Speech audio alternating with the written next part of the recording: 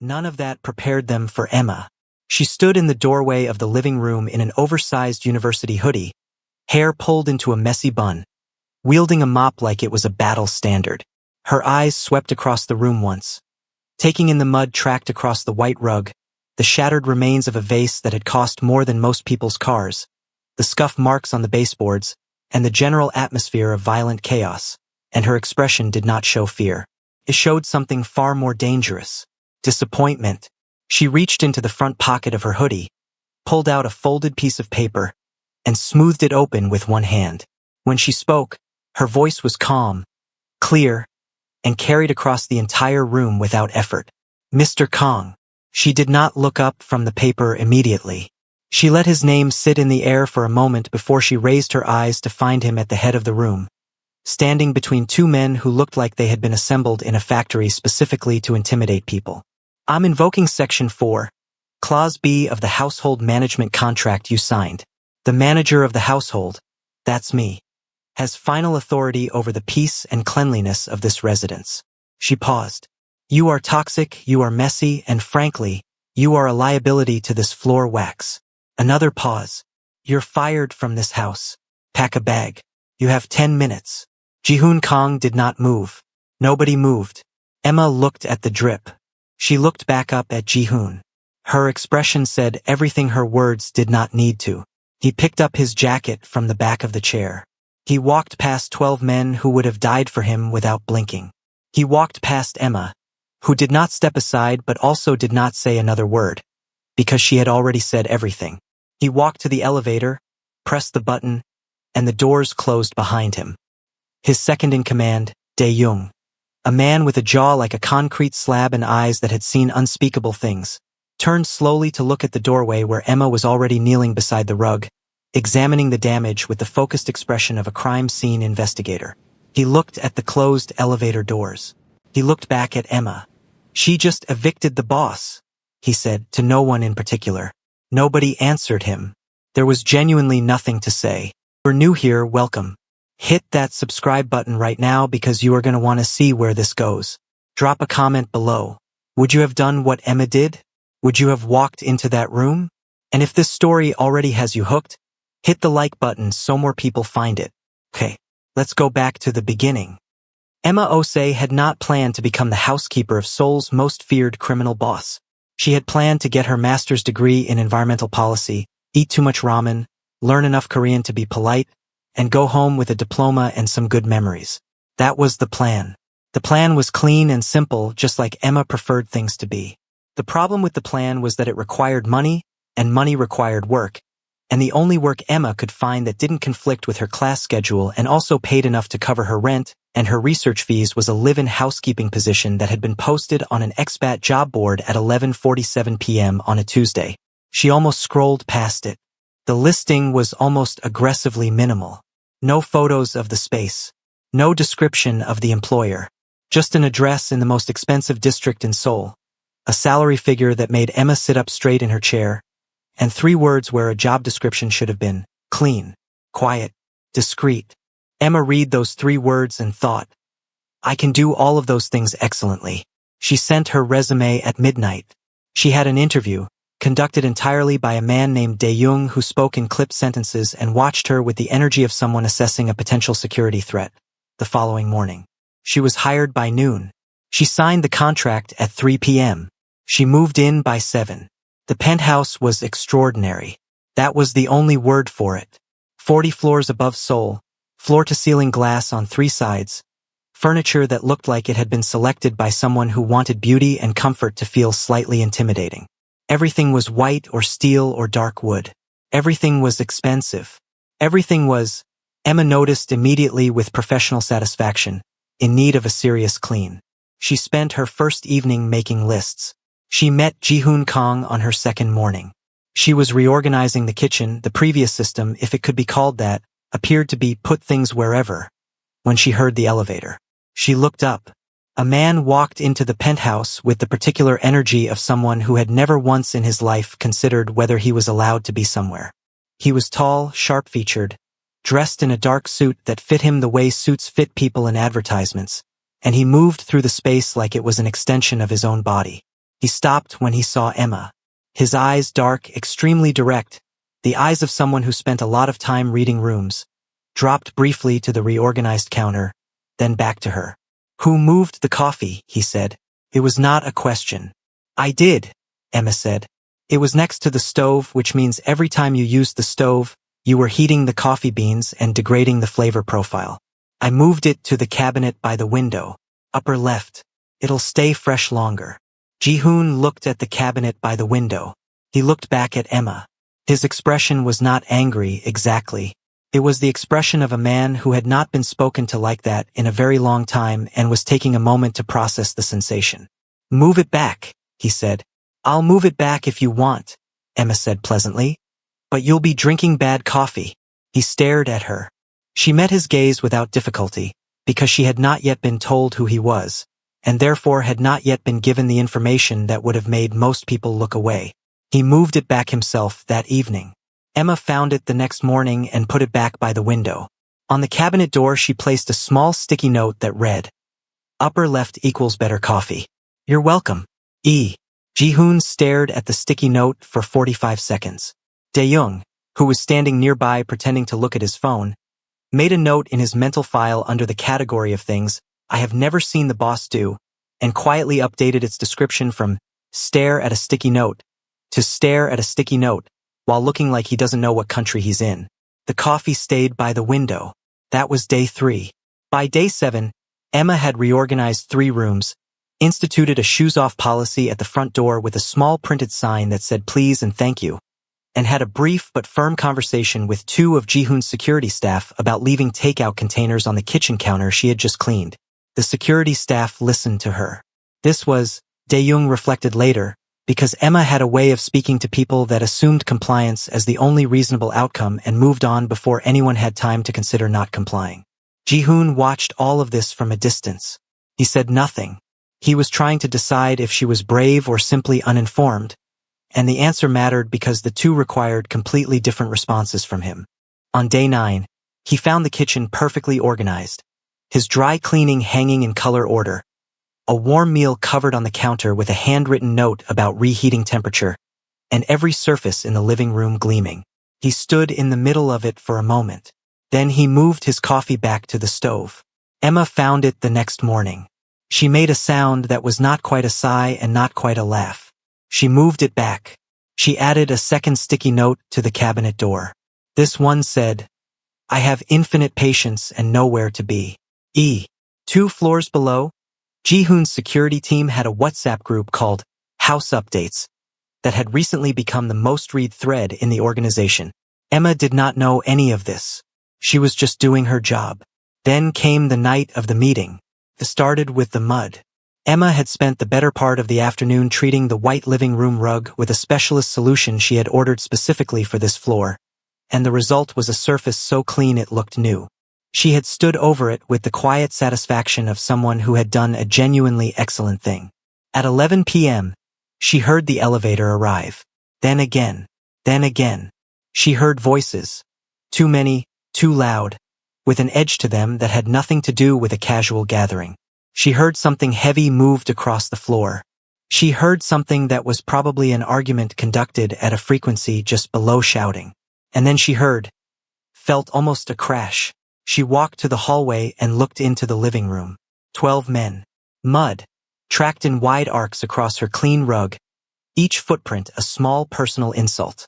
The vase that had been on the side table, the one Emma had researched and discovered was a piece of 18th century Korean celadon work worth enough money to make her eyes water, was in pieces on the floor. 3 men were standing on the rug in outdoor shoes arguing over a map spread across the coffee table. Someone had put a glass of something red directly onto the wood surface without a coaster. Emma looked at the coasterless glass for a long moment. Then she went to get the mop. She went back to get the contract too because if she was going to do this, she was going to do it properly. She had read the whole contract the night before. All 42 pages of it, because Emma read everything she signed, always, which was a habit her mother had drilled into her from childhood. She had found the clause on page 17. She had read it twice. She had not imagined she would need it. She positioned herself in the doorway. She let the mop handle rest against the frame. She opened the contract. And she said what she said. And Ji-hoon Kong, the ghost of Seoul, the man who made district bosses sweat and rival organizations lose sleep, picked up his jacket and left his own home. Dae-young stood in the living room for a full minute after the elevator doors closed. Then he looked at his phone. He opened the WhatsApp group. He typed 3 words. She did it. The replies came in seconds. 27 of them in under a minute, from men who were supposed to be intimidating people for a living. Every single one of them was some version of the same thing. No way. Actually, how? Is the boss okay? Someone check on the boss. Emma, kneeling on the rug, examining the mud with a penlight and a focused expression, heard none of it. She was already making a list of what she needed from the supply closet. Some things she believed firmly could wait. A good rug could not. Ji-hoon Kong sat in the back of his car and looked at the city sliding past the window and tried to identify the feeling in his chest. It was not anger. He knew anger. Anger was a clean thing, useful and directed, something he could pick up and put down. This was different. This was the particular discomfort of a man who had just done something he could not explain and was aware, with irritating clarity, that he had done it because some part of him had simply responded. Like a reflex. Like a man who had been told to move and had moved before the thinking part of his brain had time to interfere. He had been evicted from his own penthouse by his housekeeper. He had left. "Hotel," he said to the driver. The driver, who had heard everything through the earpiece and was maintaining the most neutral expression of his professional career, said, "Yes, sir," and did not say anything else for the remainder of the drive. The hotel was the kind of place that had a name known to people who didn't need to ask the price. Ji-hoon had a standing arrangement for the top floor suite. The concierge greeted him without surprise. Men like Ji-hoon arrived at strange hours with no luggage and stayed until they didn't. It was not the concierge's business to have opinions about this. Ji-hoon sat in the suite and looked at the city through a different set of floor-to-ceiling windows and thought about the way Emma had looked at him. Not the way people usually looked at him. Not the careful, calibrated look of someone managing their fear. She had looked at him the way you looked at a problem you had already solved. You just needed the other party to catch up. He called Dae-young. "Status," he said. "Building is secured," Dae-young said, with the professional steadiness of a man who had decided that the events of the past 2 hours were simply another operational situation.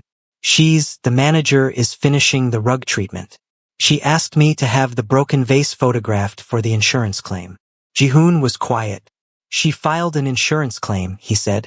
"She said, and I am quoting directly, that it was a household accident caused by a disruptive tenant and the estate insurance should cover it." Another silence. Is she treating me as a tenant?"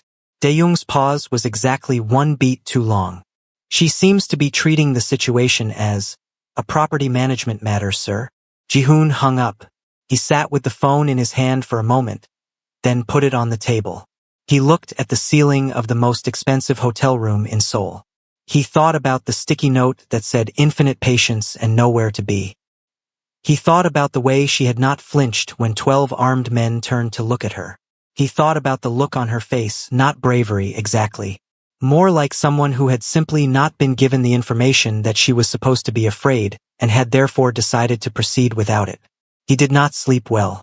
In the penthouse, Emma finished treating the rug at 1:30 a.m., stood up, stretched her back, and made herself a cup of tea. She sat at the kitchen counter, coffee correctly positioned in the upper left cabinet. She noted with satisfaction, and reviewed her damage list. 1 vase. Destroyed. Irreplaceable. She added a note to research whether Ji-hoon had acquired it through legitimate means, because the insurance claim was going to need documentation. 1 rug. Treated. Salvageable. 72 hours to full recovery. 3 scuff marks on the baseboard. Cosmetic. Fixable by Thursday. 1 coffee table surface. The ring from the coasterless glass was going to be a project. She sat with her tea and allowed herself, for the first time, to replay what she had done. She thought about it the way she thought about most things. Practically, sequentially, without the noise of second-guessing. She had a contract. The contract was clear. She had enforced it. The part that was harder to think about practically was the part where Ji-hoon had looked at her. Right before he picked up his jacket. For just a second, before the shutters came down again over his expression. He had looked at her with something that she could not categorize. She was good at categorizing things. It bothered her slightly. She finished her tea, rinsed the cup, and went to bed. She almost forgot about the watch. She found it the next afternoon, tucked behind the shelf unit in the foyer, half hidden by the baseboard. It was not an impressive-looking watch. That was what stopped her. Everything in this penthouse was impressive-looking, selected, curated, worth money. This watch was old. The band was worn leather, repaired at some point with a thin thread of different color. The face was simple. The glass had a hairline crack along one edge. Someone had worn this watch for years. Someone had loved this watch the way you love things that could not be replaced. She turned it over. On the back, barely readable, scratched into the metal in the hand of someone who had not been thinking about aesthetics when they did it. For my son. Keep going. Emma sat with the watch in her palm for a long time. She thought about the closet in Ji-hoon's room, which she had organized on day 4. The suits, the shoes, the 2 items that did not belong with the rest. A faded photograph, face down on the top shelf, and an empty space on the nightstand where something had clearly always been placed and recently wasn't. She looked at the watch again. She thought about where she might find him. She got her jacket. She got her keys. She got her professional-grade steamer from the supply closet, because she was taking it in for a maintenance check tomorrow anyway, and it lived on her scooter until then. She got her industrial pepper spray from her bag, because it was late in the afternoon and she always had it for evening rides. She put the watch in her pocket. She told Dae-young she was going out for supplies, because it was plausible, and Dae-young nodded, and she got on her scooter and used the knowledge she had quietly accumulated. The restaurant name on a takeout bag in the recycling. A hotel loyalty card she'd found in the pocket of a jacket she'd sent to the cleaners. A Google Maps screenshot she'd noticed on someone's phone during the meeting chaos, to narrow down a neighborhood. She was not a detective. She had a degree in environmental policy and a useful habit of paying attention to everything. It was enough. What Emma did not know, riding her scooter through the early evening streets of Gangnam, was that somewhere across the city a man named Ryu Sung-min had just received a phone call. Ryu led the Hwan faction, the principal rival organization to everything Ji-hoon controlled. The call contained one piece of information. Ji-hoon Kong was not at his penthouse. He was at a hotel, alone, with minimal security, and he had been there for almost 24 hours. Ryu Sung-min made 3 phone calls after that. The kind of calls that did not need to be long. Ji-hoon left the hotel restaurant at 7:15 p.m. He had not enjoyed his dinner. The food was technically perfect and completely unsatisfying in a way he was not going to think about. He stood outside for a moment, unusual for him standing outside visible, but he was wearing a different jacket and he was far enough from his usual haunts that the risk was calculated, and looked at the street. He saw his own reflection in a darkened shop window. He looked like himself, which was the problem. He always looked like himself. The man in the window was the ghost of Seoul, controlled and self-contained and completely alone in the middle of a city he ran. He thought about a sticky note on a cabinet. "You're welcome, E." He turned to walk back toward the hotel entrance. That was when the car pulled up. He knew before the doors opened. The specific angle of approach. The way the second car appeared from the side street simultaneously. He had used this formation himself. He knew exactly what it meant and he was already moving, but there were 4 of them and he was one and his backup was 6 blocks away. The first man reached him before he'd covered 10 meters. Then, from somewhere to his left, he heard a sound he could not immediately identify. A mechanical hiss, high pressure, like steam under force. Then shouting. Different shouting. Then a voice he recognized. Raised in a tone that was not panicked but absolutely furious. "Hey! That is a silk blend jacket and you are getting blood on it. I swear to." Ji-hoon turned. Emma was on her scooter, which she had apparently ridden directly into the space between him and 2 of the men closing in on him. She had the steamer in one hand, aimed at the face of the nearest attacker who was now stumbling backward with his hands over his eyes. In her other hand was a canister of pepper spray, which she deployed with the calm efficiency of someone who had clearly done threat assessment drills, or possibly just had extremely good instincts and no functional fear response. 2 men down. Temporarily. The other 2 hesitated. This was not a protocol any of their training had covered. Emma looked at Ji-hoon. She jerked her head toward the scooter. Get on, she said. He stared at her. Ji-hoon. Her voice was completely level.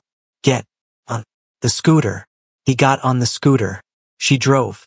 He held on because the alternative was falling off in the middle of an active situation, and Ji-hoon Kong was practical before anything else. And the city blurred past them while his backup finally arrived at the scene he was no longer present at, and his phone buzzed 17 times in the space of 4 minutes. He did not answer any of the calls. He realized, slightly in shock. Not from the ambush. He had survived worse. He was in shock because Emma was riding a scooter through Seoul's evening traffic with the energy of someone running a slightly late errand. And the last thing she had said before they took the corner at speed was, I also found your watch. It's in my left pocket.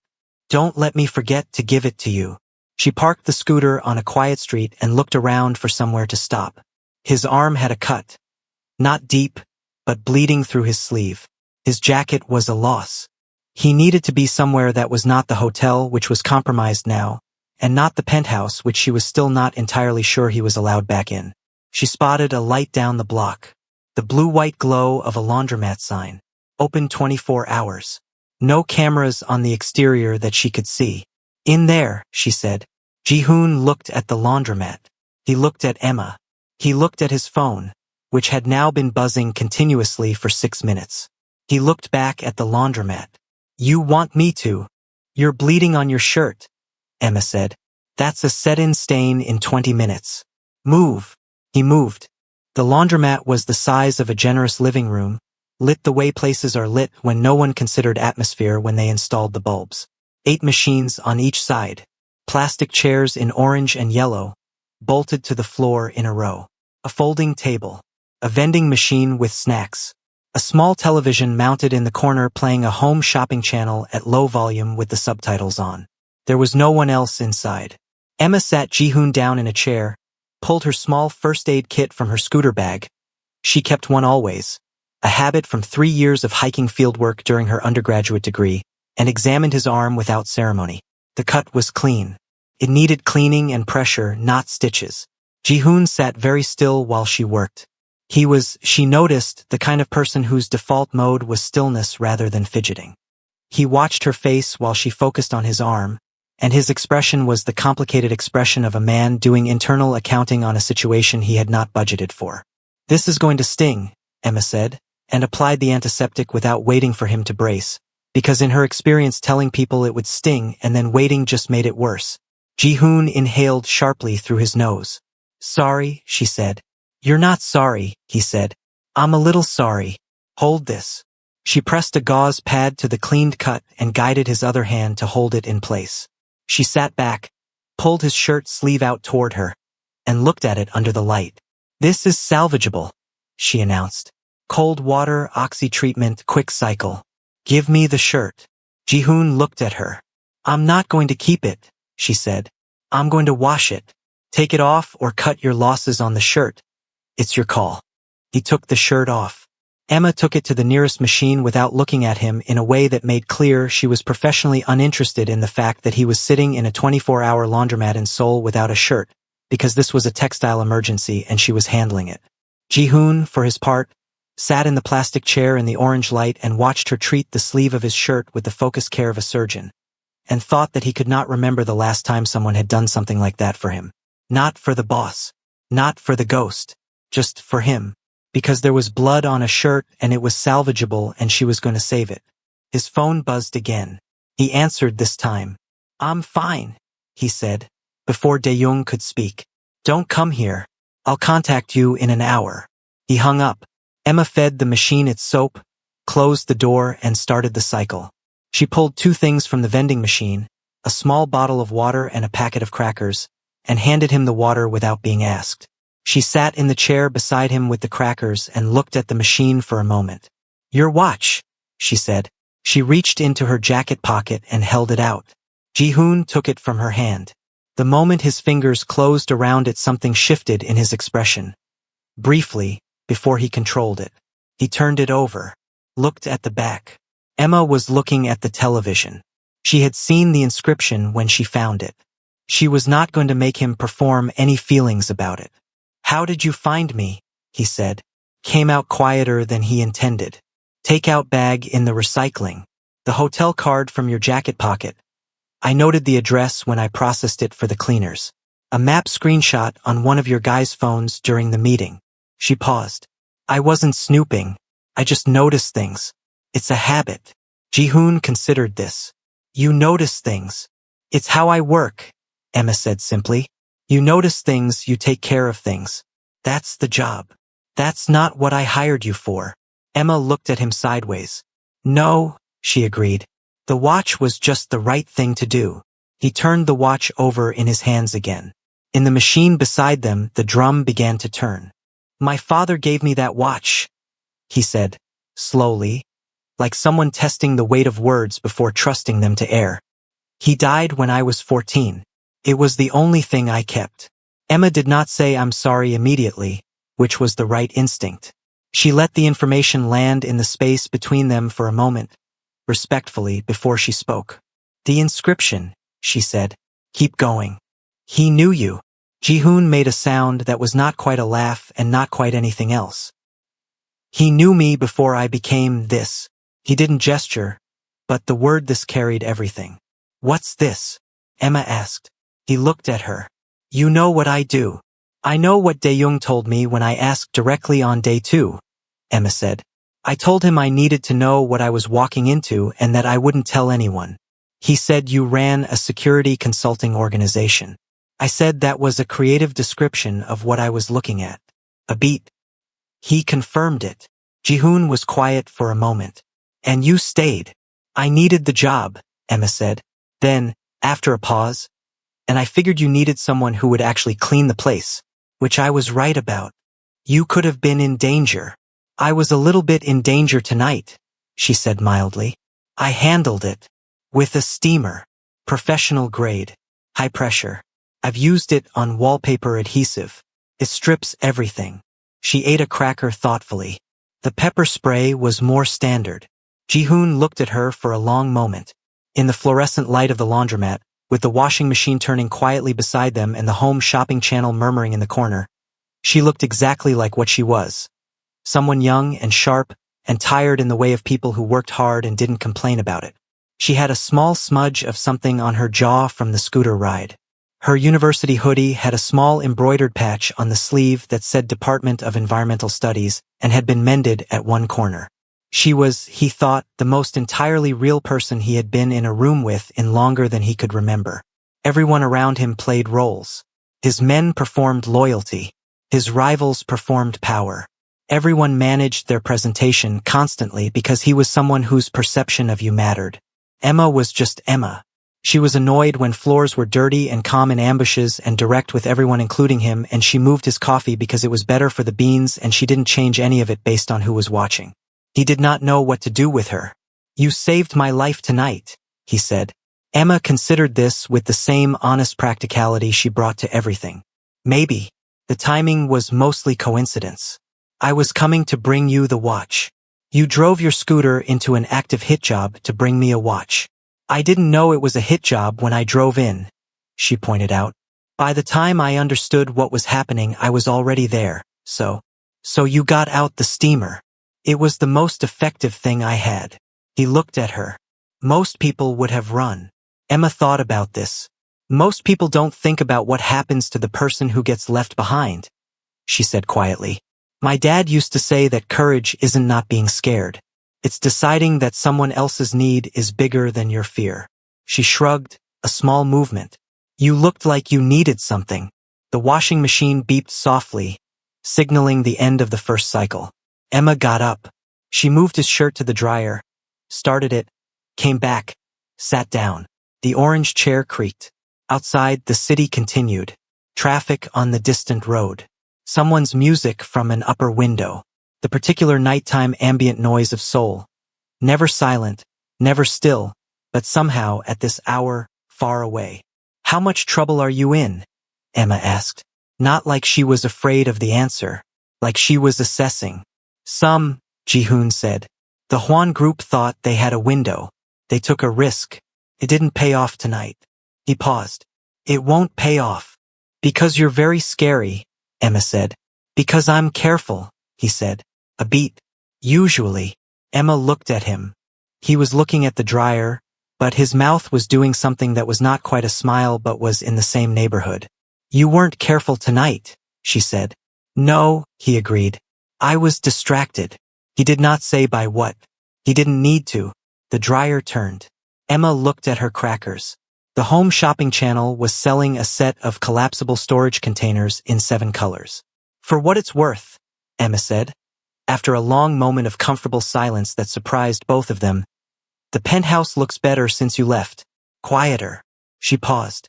But it's missing something. She said this like she was making a report. An objective assessment. It doesn't feel like anyone's home without you in it. It just feels like a very expensive clean space, which is technically ideal from my side of things. She ate the last cracker. But not actually ideal. Ji-hoon turned to look at her. She was studying the vending machine with the focused non-expression of someone who had just said something more than they planned to. He leaned toward her. The small shift in the space between them was significant, and they both registered it. She didn't move back. The dryer turned. The Home Shopping Channel murmured. The city hummed 40 meters away. He was about to say something, and the right thing for once was forming itself, when every alarm on Emma's phone went off simultaneously. The sound was genuinely alarming. Ji-hoon pulled back. Emma grabbed her phone with the muscle memory of someone who had been woken by alarms her entire life and looked at the screen. 6 a.m. She looked at the time. She looked at the window. The first pale blue of early dawn was in the sky. She started laughing. Softly, then genuinely, the laugh of someone who had ridden a scooter into an ambush and spent the night in a laundromat and was now being told by her own phone that it was time to start the morning checklist. Ji-hoon watched her laugh. Something moved across his face that he did not try to control in time. Floor wax dry time notification, Emma said, composing herself, wiping her eye. I set it so the floors are ready before the morning traffic through the foyer. She looked at him. He was looking at her with an expression she had not seen on him before and could not entirely name. What? Nothing, he said. Your shirt's dry, she said. She got up. She got the shirt from the dryer, checked the sleeve. Clean, perfect, saved, and handed it back to him. He put it on. She sat back down. They were quiet for a moment. Emma, he said. She looked at him. He said it plainly, with the directness of a man who had decided to stop managing his words. I'll give you anything. Power, money, my heart. Just let me back into the house. Emma looked at him for a long moment. The light outside was changing. Somewhere a delivery truck started its engine. The city was waking up around them, indifferent and constant. She said, First, you apologize to the rug. He blinked. The rug. You and your associates destroyed a morning's work on that rug. The rug deserves an apology. Ji-hoon Kong, leader of Seoul's most feared criminal organization, regarded her steadily. I'll apologize to the rug. Second, you're on probation. 30 days. No guns in the foyer, the floor there has texture that traps residue. No meetings in the living room. No outdoor shoes past the entrance mat. She paused. And you're doing the dishes for a month. A beat. I haven't done dishes since I was 16, he said. Then you're overdue, Emma said. She stood up, picked up her bag, her steamer, her empty cracker packet which she deposited in the bin by the door. She paused at the entrance and looked back at him. Ji-hoon, she said. What? He said. Keep going, she said quietly. She said it simply. She said it the way his father had written it on the back of the watch.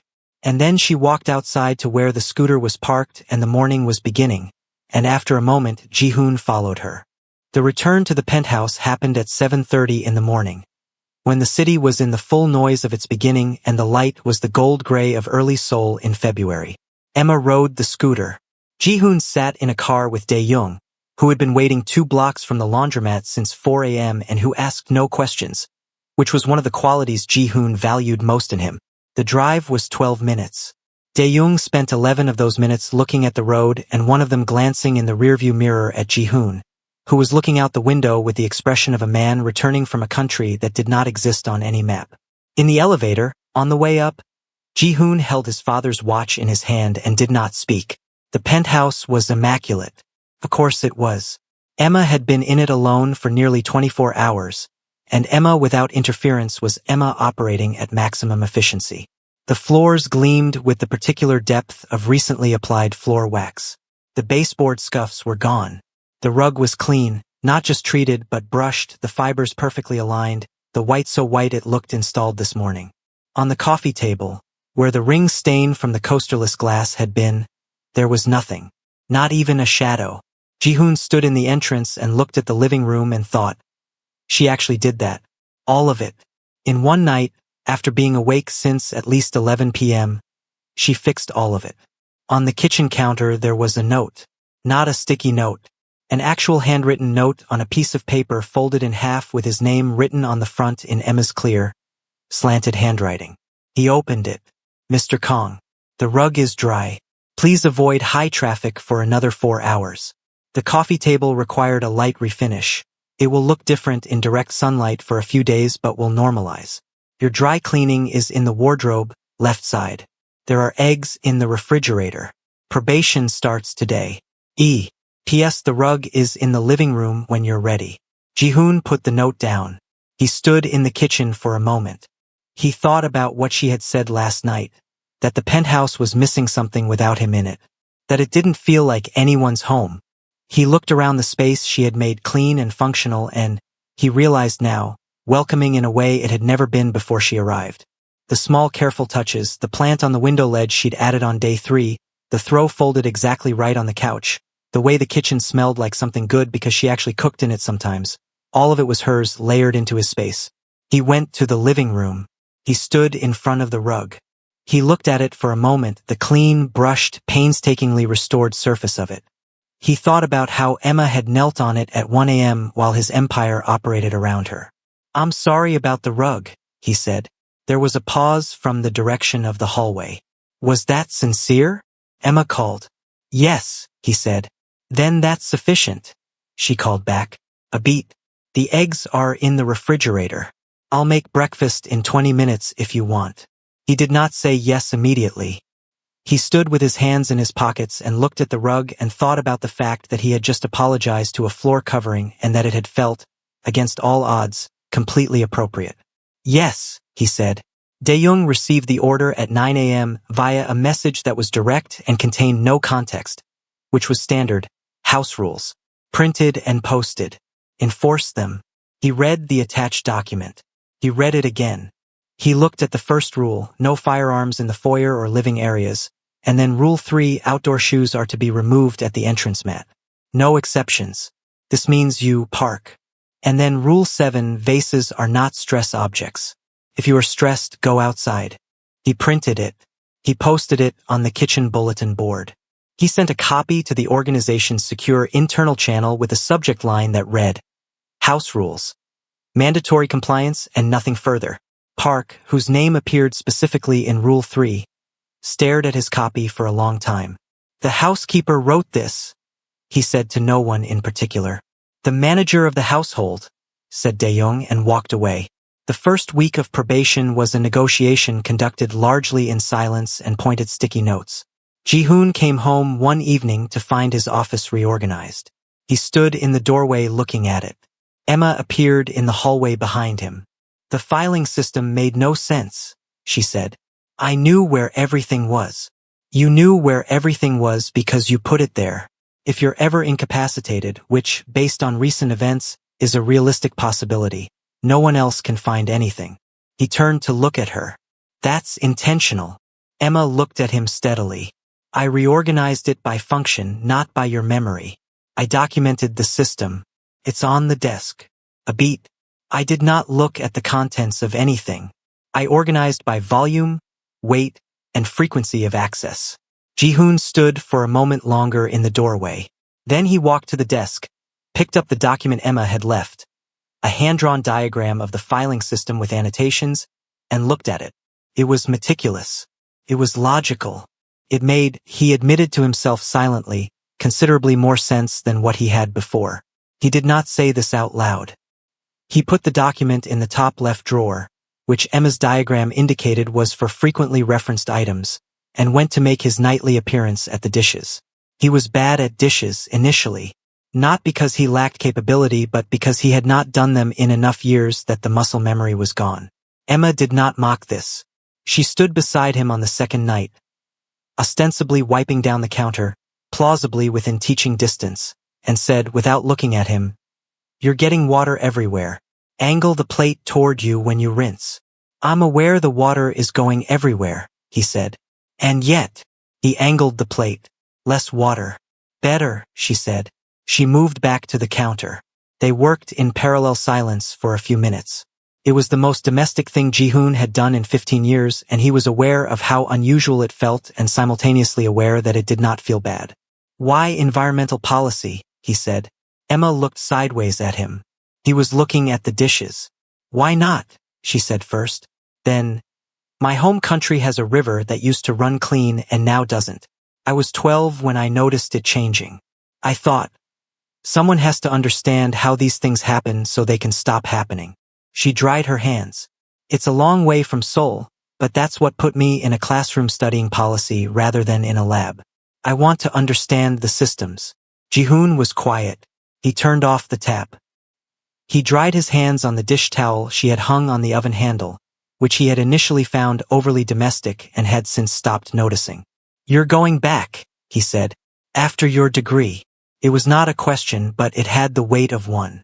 "That's the plan," Emma said. She looked at him for a moment. He had his back half turned to her and his jaw had a tension in it that was visible if you knew where to look, and Emma, who had been paying close attention to Ji-hoon Kong for several weeks now, knew exactly where to look. "Then you should finish it," he said. "I intend to," she said. "I'll make sure the study schedule isn't disrupted," he said matter-of-factly. "No meetings on evenings you have seminar prep. No events that compromise the schedule." Emma was quiet for a moment. He was still not looking at her. He was refolding the dish towel with the careful focus of someone learning a new skill and applying it seriously. "Ji-hoon," she said. "What?" "That's very considerate. Thank you." He made a sound that was not quite acknowledgement and not quite dismissal, somewhere between the two. She said, "Your coffee is still in the upper left cabinet." "I know where the coffee is," he said. "I know you know," she said. "I just like reminding you I was right." He turned to look at her. She had that look, the one he had categorized by now as Emma at full brightness, when something genuinely amused her and she let it reach her face completely. It was, he thought, the most difficult thing in his immediate environment not to respond to. He said nothing. He turned off the kitchen light and walked to the hallway. At the entrance of the living room he stopped. "The rug looks good," he said. "I know," Emma said, from behind him. "You don't have to say I know." "I know," she said again. He did not turn around, but she heard it, unmistakably, for the first time since she had walked into this penthouse and into this life, the sound of Ji-hoon Kong actually genuinely laughing. It was a short sound. He controlled it quickly. But it happened. Emma stood in the kitchen and held the clean counter with both hands and felt something settle in her chest that she was going to need to think about carefully later, when she was less tired and less aware of how warm the kitchen felt right now. Later, she thought. She'd think about it later. She went to bed. She set her alarms. 6 of them, which Ji-hoon had told her was genuinely alarming and she had told him was simply preparation, and they had argued about this for 4 minutes in a way that was the most normal argument she'd had since moving to Seoul. She lay in the dark and listened to the city and thought, keep going. The second week of probation was when his men started arriving for the dish rotation. This had not been in Emma's plan exactly. But Ji-hoon had mentioned to Dae-young that the dishes were part of the house's new operations, and Dae-young, either because he saw an opportunity or because he genuinely had developed a loyalty to the household rules document, had added a rotation to the organization's internal schedule. Emma came downstairs on a Tuesday evening to find Park and 2 other men she knew only by the names on the snack preference list she had compiled for grocery orders standing in the kitchen looking at the sink like it was a problem they had been assigned to solve. "You're on dishes?" Emma said. Park, who was built like a compact truck and had a tattoo on his neck and had once made a man faint just by walking into a room, nodded once. Mr. Kong said. Emma looked at the 3 of them. She looked at the sink. She looked back. Okay, she said. Watch me first. She demonstrated. She was thorough and patient and did not laugh once. Even when Park held a glass at arm's length with the tentative expression of a man defusing something. It's a glass, she said. I know what it is, Park said. Then hold it like you know what it is, she said. Park adjusted his grip. Better, Emma said. Ji-hoon watched this from the doorway of the dining room. He had a coffee, correctly prepared, from the upper left cabinet, and he was watching Emma teach 3 of his most capable men how to wash dishes, and she was doing it with the patience and directness of a very good teacher who believed firmly that the people in front of her were capable of learning, because she saw people not as they presented themselves but as what they could do. He thought about what she'd said about the river. Someone has to understand how things happen so they can stop happening.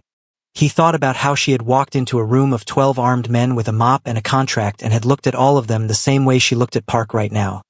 Clearly, directly, without the assumption of threat or limitation. He thought, she is going to go back. She has a plan, and the plan is clean and simple, and she is going to execute it because that is who Emma is. He thought, I do not want her to go. He had not wanted anything specific in a very long time. He had wanted things in the abstract, outcomes, advantages, security, but not things that had a face and a laugh and a habit of being right about coffee. Park successfully washed a bowl. He held it up toward the light to check it, which Emma had told him to do. He put it in the drying rack. He turned to Emma. Good, he said. Good, Emma said. She patted his enormous shoulder twice in a brisk, professional way. Park stood slightly straighter.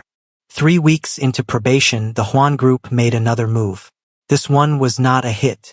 It was a message, the kind of message that was delivered through channels and was meant to create pressure rather than direct harm. 2 of Ji-hoon's district operations reported interference. A supply chain was disrupted. A meeting was cancelled because the location was compromised. Ji-hoon handled each of these things with the systematic precision that had kept him in control of his organization for over a decade. He made calls. He gave orders. He restructured things that needed restructuring. He was, in the language of his world, managing the situation. The problem was that managing the situation required long evenings on the phone, which overlapped with Emma's seminar prep schedule on Tuesdays and Thursdays. On the first Tuesday, Emma came into the living room at 8 p.m. to find Ji-hoon on the phone, speaking in the low, controlled tone that she had learned to read as serious operational mode. She set her books on the dining table, which was her study spot, and put in one earbud and started working. Ji-hoon glanced at her. He moved his call to the study. On the Thursday, she was at the table again when he arrived home with 2 of his men and maps on a tablet. He looked at her. She looked at him. He said something to his men, who moved to the kitchen instead. He sat up at the far end of the dining table with his tablet. They worked in silence for 2 hours. Emma's environmental policy notes and Ji-hoon's territorial maps occupied opposite ends of the same table. At one point Emma got up to make tea and, without asking, made 2 cups and put one at his end of the table. He looked at the cup. He looked at her. She had already sat back down and was reading. He drank the tea. At 10 p.m., he said, Your argument in section 3 is circular. Emma looked up. What? He nodded at her paper, which she had been reading aloud very quietly to herself. A habit she apparently didn't notice she had. Your third argument. You're using the conclusion to support the premise. You'll need to reconstruct the evidence chain. Emma stared at him. How do you? I went to law school, he said, without looking up from the tablet. For 2 years. Before. Emma looked at him. He did not elaborate on before. She understood that before had its own geography, its own full country that she was only just beginning to understand the edges of. She looked at her paper. She read section 3 again. He was right. I hate that you're right, she said. I know, he said. He was still looking at the tablet. She reconstructed the argument. Took 40 minutes. When she was done, she read it again and it was better, structurally clean, the premise and evidence separate and supporting each other rather than collapsing together. She sent the draft to her supervisor at 11 p.m. Ji-hoon's men were still in the kitchen. She could hear them talking at low volume. She cleaned up her notes and stacked them and went to put her books away and stopped at the edge of the dining room. Ji-hoon, she said. He was still at the table. The tablet's light was the only thing illuminating his side of the room, and in it he looked very human and very tired in a way that she thought he probably showed to almost no one. "Thank you," she said, "for the argument thing." He looked at her. In the dim light, with the maps on the tablet and the sound of his men talking quietly in the next room, he looked like someone between two versions of himself, the version that ran the city and the version that had laughed in the kitchen 3 weeks ago. "Your research is good," he said. "The argument needed to be as good as the research." Emma nodded. She said, "You should sleep." He said, "I will." She went to bed. She set her alarms. She lay in the dark and thought about Rivers and law school and the word before and the way a man looked when he was tired and did not let himself show it to anyone except accidentally. She thought, "This is getting complicated." She thought, "It was always going to get complicated." She set a 7th alarm and went to sleep. Came to a head on a Sunday. Ji-hoon had handled the Hwan situation. Not definitively, these things were never definitive, but the pressure was off and the operations were restored and the message had been sent back through channels. He came home mid-afternoon, which was early for him, and the penthouse was quiet and Sunday feeling in a way it rarely was. Emma was in the living room on the floor with the contents of the supply closet spread around her in organized clusters, conducting her monthly inventory. Ji-hoon looked at the clusters. He looked at Emma in the middle of them, cross-legged on the clean rug, with her inventory list and her careful handwriting.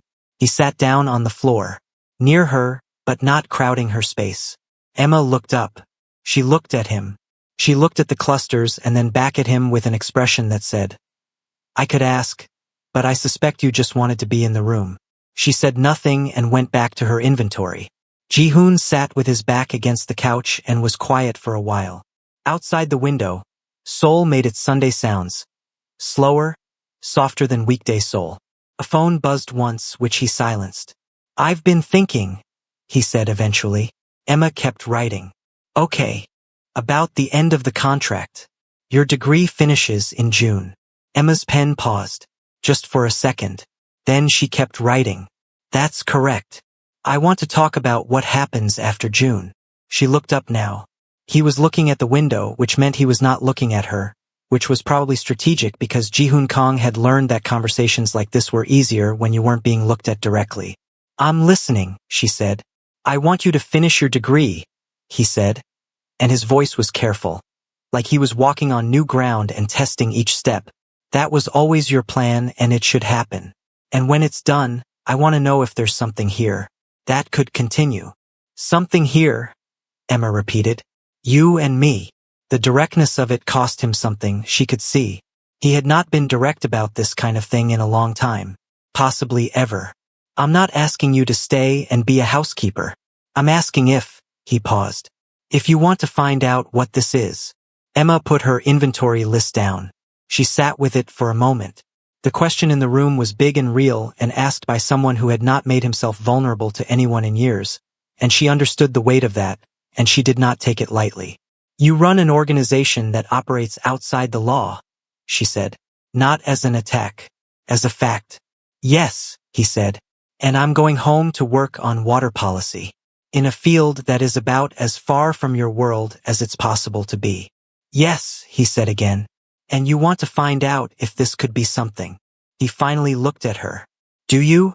Emma held his gaze. This man who had looked at her across a room full of armed people and found her looking back. Who apologized to a rug and read her thesis arguments and laughed in a laundromat and held a cracked old watch like it was the most valuable thing he owned. "I think," she said carefully, "that I've been finding out since about day 3 with the coffee." Ji-hoon was quiet. "But I need you to hear something," she continued. "I'm not a fixture. I'm not a permanent installation. I have a life I built and a country I'm going back to and things I need to do that have nothing to do with this penthouse." "I know that," he said, "and I need you to mean that." He held her gaze. "I mean it." Emma nodded slowly. She picked her inventory list back up. "Then we can find out," she said. She went back to counting cleaning supplies. Ji-hoon leaned his head back against the couch and looked at the ceiling. In the kitchen, from some distant reach of the apartment, there was the sound of Park attempting to fold a fitted sheet that Emma had left on the counter for him to practice. There was a muffled sound of genuine frustration. Then silence. Then the sound of the sheet being shaken out and tried again. Ji-hoon said, "He's been trying to fold that sheet for 40 minutes. I know, Emma said. He'll get it. How do you know? Because he's been trying for 40 minutes, Emma said. People who try that hard always get there eventually. Ji-hoon looked at the side of her face. He thought, she means that about everything. She believes it about everything and everyone. He thought, I want to be someone who deserves that. The last week of probation ended without announcement. Emma did not make a ceremony of it. She took the probation document down from the kitchen bulletin board, filed it in her household records folder, and replaced it with the updated house rules document, which now had 4 additional items including Rule 11. The dining table is available for both household management and academic work. This is not negotiable on either side. Ji-hoon read Rule 11 and said nothing and moved nothing. Park successfully folded a fitted sheet on a Wednesday evening. He stood looking at it for a moment, the clean rectangle of it, the tucked corners, with an expression of profound personal satisfaction. Emma walked past and said, "Nicely done, Park." Park put the sheet in the linen closet with the careful attention of a man placing something valuable in its correct position. Dae-young, who had witnessed the whole thing, sent a message to the house WhatsApp group that said simply, Park folded the sheet. He received 19 reply messages in 4 minutes. Every single one of them was some version of congratulations. One of them included a small trophy emoji, sent by someone in the organization who had been rumored to be genuinely dangerous and had apparently learned to use emoji in the weeks since the house rules were posted. Ji-hoon saw the WhatsApp thread at midnight. He was at the dining table with a coffee. He looked at the messages. He looked at the kitchen where, visible through the doorway, the linen closet was slightly open and the folded sheet was visible on the shelf. He looked at the window. Seoul at midnight. His city complicated and enormous and always in motion. He thought about June. He thought, I have things to do before June. He thought, keep going. June arrived the way endings do when you have been trying not to think about them. Suddenly, and with the particular brightness of a day that feels significant before anything significant has technically happened.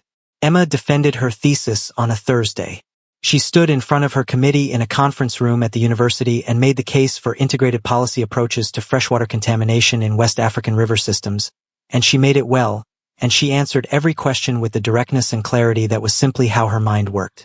When it was done, her supervisor shook her hand and said it was the best defense she'd seen from an international student in 11 years, and Emma said thank you and walked out of the building into the Seoul sunshine and stood on the steps for a moment. She called her mother. She cried a little, the clean, proud kind of crying that came from finishing something you had worked hard for, and her mother cried too, and they made plans for Emma's return. 2 weeks. She had 2 weeks to pack, to say her goodbyes, to hand over the penthouse. She did not tell Ji-hoon about the defense until that evening, when she came home and found him already there, early, which still surprised her sometimes, sitting at the dining table with a folder of papers and a coffee from the upper left cabinet. He looked up when she came in. He read her face immediately, because he had gotten very good at that in the past 3 months. You passed, he said. I passed, she said. He stood up. He crossed the room. He took her hands in both of his, which was not a thing he did frequently, but when he did it he meant it completely. He looked at her. Congratulations, Dr. Osei, he said. Emma looked at him. I'm not a doctor yet. The conferral is formal in August. Congratulations, Emma, he said, correcting nothing about his tone. She looked at their hands. She looked at him. 2 weeks, she said. I know, he said. They stood in the penthouse they had shared and changed and argued over and made into something that was, by any measure, a home, and they held the weight of 2 weeks in the room between them. I have a proposal, Ji-hoon said. Emma raised an eyebrow. Not a household proposal, he said. A different kind. I'm listening, she said. He did not let go of her hands. The river you talked about. The contamination project. You said the barrier was governmental, that no one at the level of regulation was being held accountable because there was no economic pressure. Emma was very still. Yes, I have relationships in that sector, he said. Not clean ones, but relationships that can create pressure. And I have capital that I have been considering redirecting for some time. He paused. I'm not asking to be part of your work. I'm asking if you would accept a resource from someone who wants your work to succeed. Emma looked at him for a long moment. This man, who ran things that operated in darkness and had walked out of his own penthouse because of a contract clause and held a cracked watch like the most precious thing he'd ever been given. That's a complicated offer, she said. I know, he said. You can say no. I'm not saying no, Emma said. I'm saying it needs to be clean. Whatever you offer, it needs to be clean. I don't care how you get it that way. That's your business. But what comes to the project has to be clean. Ji-hoon held her gaze. It will be. Then I'll think about it, she said. He nodded. He let go of her hands. He went back to his papers. Emma stood for a moment in the middle of the room, then went to start on the kitchen for the evening. They worked in comfortable parallel silence for a while. The city moved outside the windows. After a few minutes, Emma said, Ji-hoon. What? He said. You're still on the dishes rotation. A pause. I'm not technically on probation anymore, he said. No, Emma said. But you're good at it now and it's good for you. Character building. Another pause. Fine, he said. The last 2 weeks were full. Emma packed. She cleaned as she packed, which was simply her nature. Leaving a space better than she found it was not something she did intentionally. It was just what happened when Emma was in a place for any length of time. She organized the supply closet one final time and left a detailed inventory with reorder notes. She updated the household systems folder and made it accessible to Dae-young, who she had identified as the most organized person in the building after herself. She trained Park in 2 additional cleaning techniques. Park was a dedicated student. He had moved on from dishes to countertop maintenance and was now tackling the specific challenge of tile grout. He had opinions about grout brushes. You were terrible at this 6 weeks ago, Emma told him. I was terrible at a lot of things 6 weeks ago, Park said, scrubbing steadily. Some things change. Emma looked at him. Yes, she said. Some things do.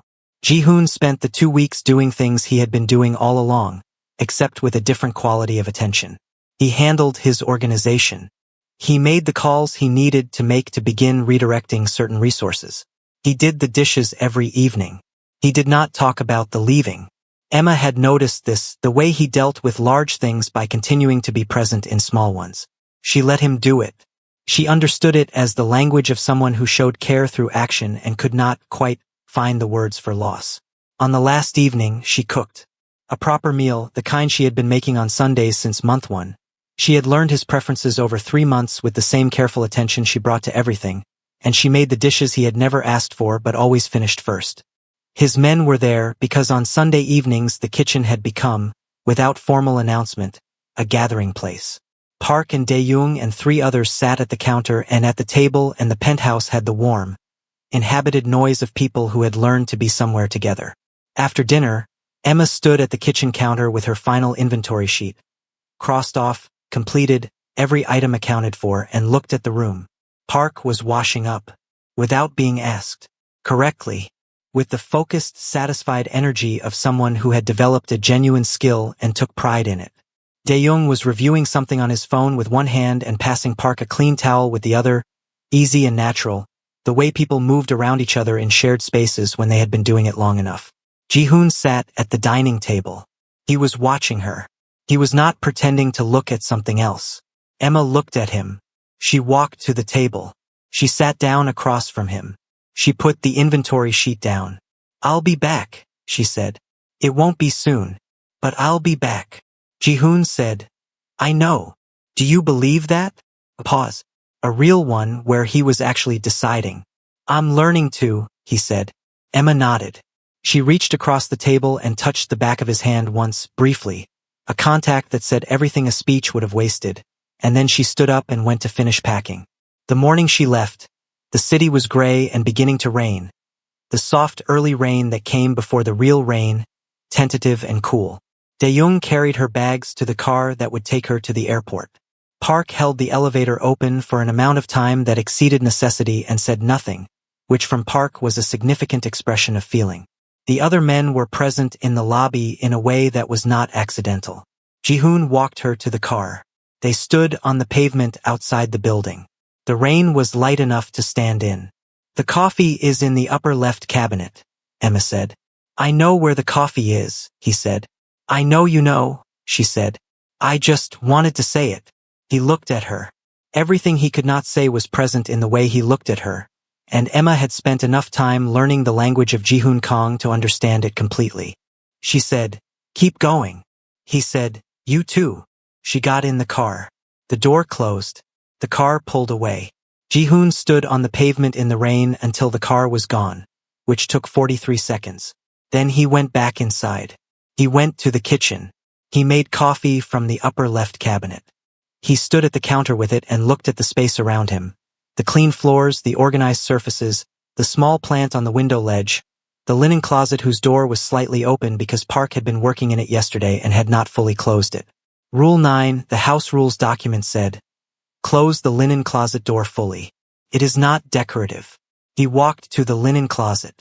He closed the door.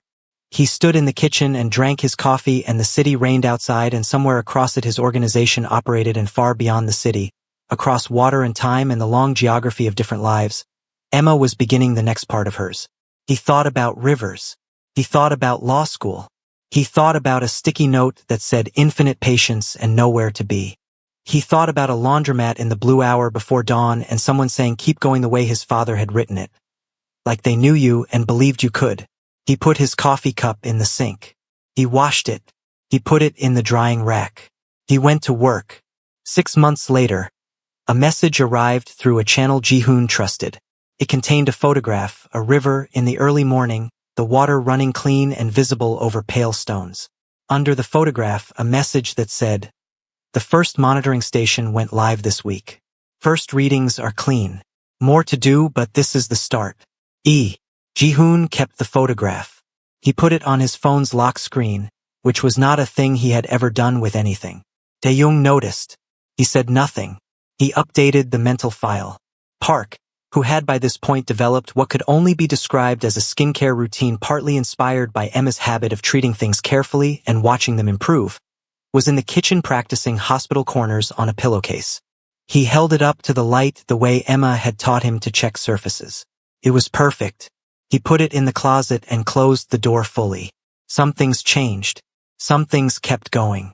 There is a version of this story that is just funny. The girl who fired the Mafia boss, the man who apologized to a rug, the henchman in aprons learning to fold fitted sheets. It is funny, but it is also something else. Emma and Jihoon are not opposites who softened each other into something easier. They are two people who saw each other clearly in a world that rewards spectacle and performance, and chose presence instead. Emma saw a man behind a reputation and held him to a standard that had nothing to do with fear. Jihoon saw a person who moved through the world with her whole self and realized he had been moving through it with only a fraction of his. The lesson in Emma's mop is this: real authority does not come from power over people. It comes from clarity about what matters and the willingness to act on it without waiting for permission. Emma did not need Jihoon to be less dangerous. She needed him to take his shoes off at the door and treat the rug with the care it deserved. She held the line on what was hers to hold. The lesson in Jihoon's dishes is this: the smallest accountabilities rebuild the largest people. He had run an empire and lost himself somewhere in it. A month of dishes, a month of being answerable to someone who was not afraid of him, gave him back something he had stopped looking for. And the lesson in the laundromat, in the dawn light with the drum turning and the city waking up outside, is the oldest one. The people who see you, not the role, not the reputation, not the presentation you've practiced, those people are rare. When you find one, you do the dishes. You close the linen closet. You keep going. Thank you for staying until the end of this story. It means everything that you were here for, all of it. The mop and the mafia and the fitted sheets and the river and everything in between. If this story gave you something, a laugh, a feeling, a moment of recognizing something true in a completely absurd situation, please hit the like button. It helps more people find stories like this one. If you're not subscribed yet, now is the perfect moment, because there are more stories coming and I want you to be here for them. And leave me a comment. Tell me your favorite moment, or tell me whether you think Emma should have kissed him in the laundromat, or tell me literally anything because I read every single one. Take care of your floors. Keep your coffee in the upper left cabinet. And keep going.